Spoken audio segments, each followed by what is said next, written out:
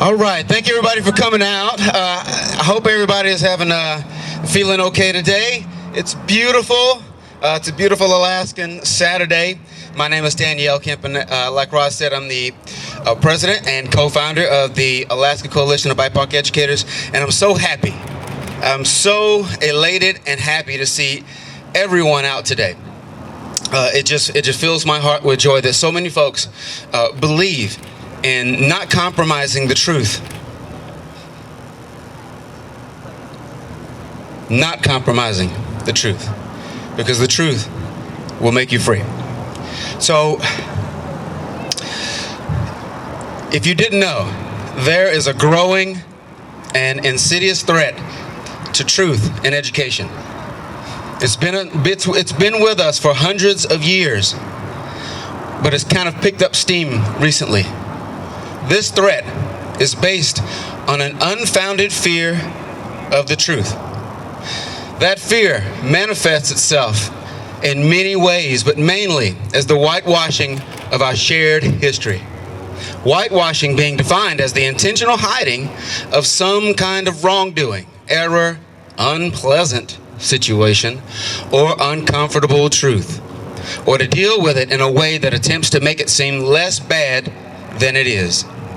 You can see whitewashing even in our curriculum, as they glossed over or outright omitted historic events such as Alaska Native people's forced indoctrination and cultural genocide of the early to mid 20th century.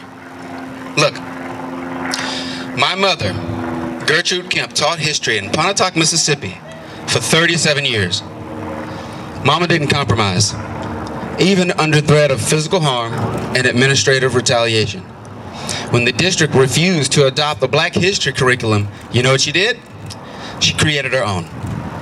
She adapted and overcame the limits of a racist curriculum and discriminatory school board. She taught the truth. We must empower our educators to be able to do the same, to be able to teach accurate and truthful history without fear of penalty or retribution.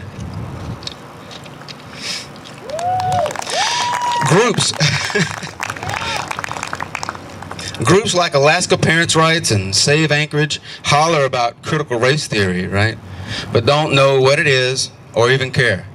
They're just trying to use it as a catch-all term for stuff they don't like to talk about, race or racism. But don't let them fool you. These white supremacist organizations in disguise only want to continue whitewashing our curriculum. By the way, these are the same folks who called COVID-19 a hoax and perpetuated the big lie that led to the attempted coup and insurrection on January 6th. If it were up to them, no one would learn about the Tulsa Race Massacre, the cultural genocide of Alaska Native peoples, or other relevant history. The ground you stand on right now is part of South Addition. Back in the 1950s, black folks and Alaska Native peoples were discriminated against in renting and buying housing here. This was done by the use of restrictive covenants, which were attached to thousands of deeds, forbidding the sale of property to minorities. Some of the covenants were even so bold as to say no Negroes, natives, or dogs allowed. How insulting to compare black and Alaska Native people to dogs. The Civil Rights Act, which prohibited housing discrimination as part of the Fair Housing Act, wasn't passed until 1968. But even after it passed, those covenants, they stayed on the books. Thousands of homes in Anchorage, they still have them to this very day. You may have them. Just check your books. This is a legacy of redlining, a discriminatory housing practice that robbed millions of people of color of generational wealth and created the largest racial wealth gap in American history. The racial gap that we have now. Not 200 years ago, but now. This history, among others, should be taught in our schools. According to so-called regressives, though, teaching this history is critical race theory. If they had their way, it would never see the light of day. Our children would not be taught the truth of what happened and will therefore repeat the mistakes that we made in the past. These regressives are now giving away their critical race theory hand, though, As time has passed, it's become even more apparent that they have absolutely no idea what CRT is. They've described it from everything as an ideology that threatens to overturn the last 500 years of civilization, to a white guilt trap, to climate change conspiracy, to voting rights scheme, women's rights plot. It goes on and on and on. All right. But as silly as these explanations of critical race theory have become, they're still dangerous, as they're all based on a lie. And that's why education is the key. All across our country, even today, voter suppression and voter subversion laws are being introduced and enacted in an attempt to counter the will of the people. But the people have had enough and are standing up against this evil. Today, millions of Americans are marching to protect the right to vote and to have that vote counted. They are also rallying in support of truth in education. It's no coincidence, y'all, that these new voter suppression laws and attacks on truth in education are happening at the same time. It's no coincidence. Education and democracy go hand in hand. The less knowledge someone has about the truth of a matter, the more susceptible they are to lies and manipulation. This is how regressivism works. By suppressing both the vote and the voter's education. They require a constituency that's both susceptible to lies and being easily manipulated. But how do you get a constituency like that? Simple. You shape our educational system to one of feel-good stories, with benevolent white patriots as heroes and people of color playing side characters and bit parts. Just think about it. For your entire educational life, from pre-K to 12th grade, you were taught that people with skin like yours had discovered and founded your country, and that people whose skin is darker than yours were primitives and savages, who were eventually tamed and taught how to be American like you. You might then begin to erroneously believe, subconsciously or consciously, that in your country, your needs and wants come first, and that all others whose skin does not look like yours need to just get in line behind you or get out.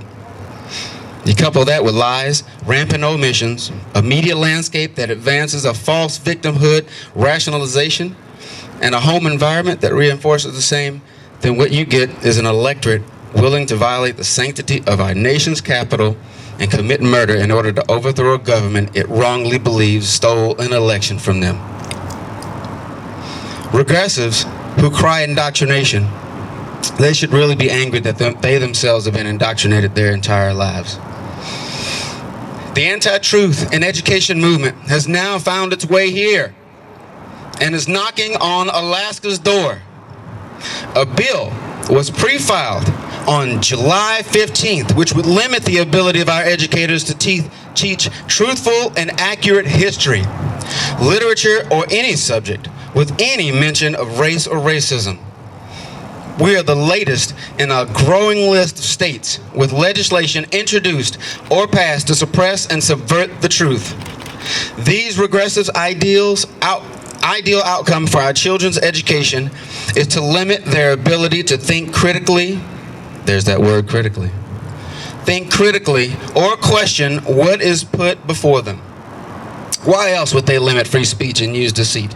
If not else to create a population and constituency that does only what they are told, void of independent thought and reason. This is extremely dangerous for our kids, community, and our nation, as it would have long-term effects on everything from the quality of our workforce, national security, and democracy. From the classroom to Fox News to the ballot box. You know and I know it's all been one vicious cycle. If we don't stop the ongoing attacks on both truth and education and the right to vote, then white supremacy and autocracy will win and set our country back 100 years or more. So to everyone here within the sound of my voice, I implore you to take a stand, to tell those white supremacist organizations no, to tell those who would suppress and subvert the right to vote no, to tell those legislators who would penalize our teachers in schools for teaching accurate history or discussing race and racism in class no.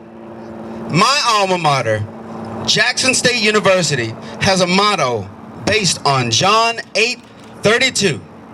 And you can say it with me if you know it. You shall know the truth, and the truth shall make you free. They will not win. We will succeed, for the truth and right is on our side. Thank you, and God bless.